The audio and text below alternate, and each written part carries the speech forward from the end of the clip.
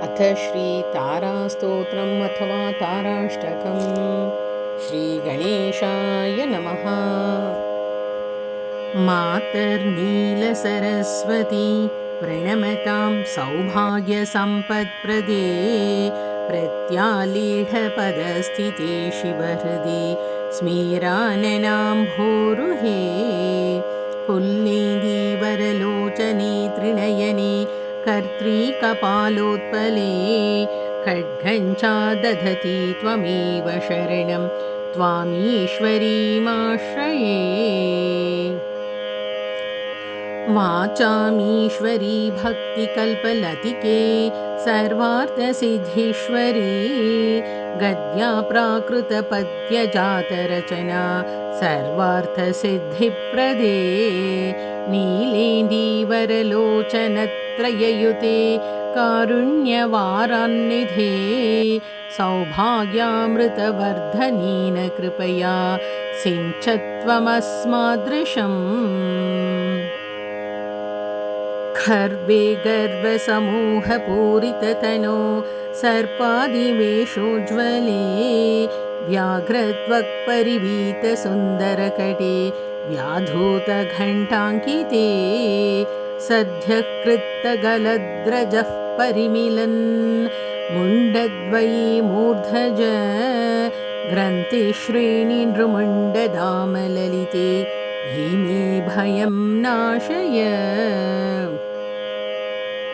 मायानङ्गविकाररूपललना बिन्द्वर्धचन्द्राम्बिके, हुंफट्कारमयी त्वमेव शरणं मन्त्रात्मिके मादृशः।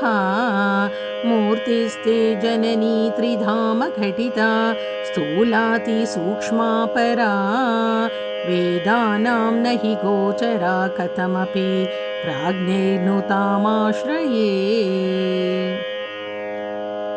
त्वत्पादाम्बुजसेवया सुकृतिनो गच्छन्ति सायुज्यताम्, तस्या श्रीपरमेश्वरत्रिनयन ब्रह्मादिसाम्यात्मनः।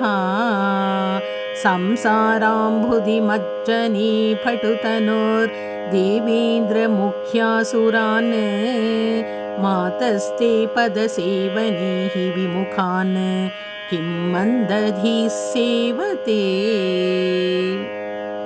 मातस्त्वत्पदपङ्कजद्वयरजो मुद्राङ्ककोटीरिणस्ते, देवा जयसङ्गरे विजयिनो निःशङ्कमङ्के गताः। देवोऽहं भुवनेन मे समयिति स्पर्धां वहन्तः परे, तत्तुल्यां नियतं यथा शशिरवि नाशं व्रजन्ति स्वयम्।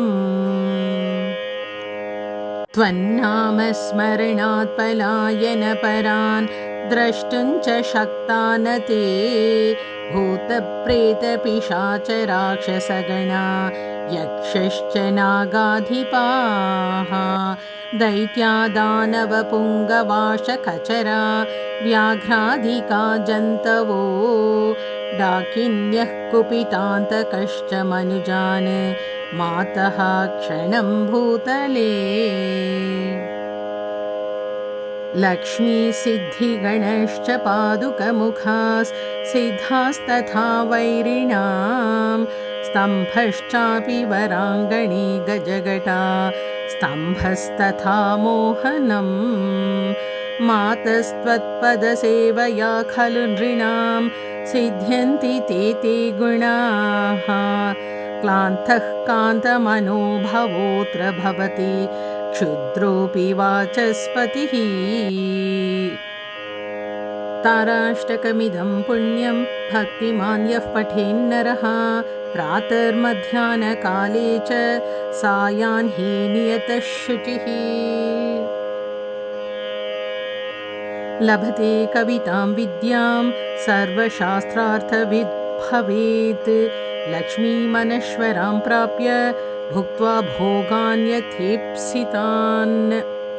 कीर्तिं कान्तिं च नैरुज्यं सर्वेषां प्रियतां व्रजेत्, विख्यातिं चापि लोकेषु प्राप्यान्ते मोक्षमाप्नुयात् इति श्रीबृहन्नीलतन्त्रे तारास्तोत्रम् अथवा ताराष्टकं सम्पूर्णम्।